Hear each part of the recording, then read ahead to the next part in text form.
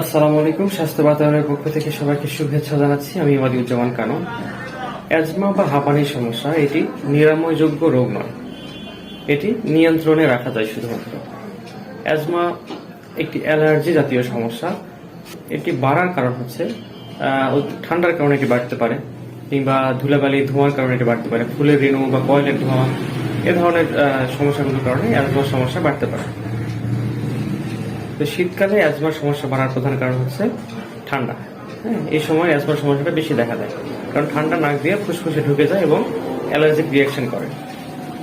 তাই ঠান্ডার সময় এই ধরনের রোগীদের অবশ্যই সতর্ক থাকতে হবে এবং মাস্ক ব্যবহার করতে হবে। এবং এই সময়টা যেহেতু ধান কাটার সময়, প্রচন্ড ধুলাবালি বাইরে, এদিক থেকেও আমাদের সাবধানে থাকা উচিত, ধুলাবালি থেকে এড়িয়ে যাওয়া।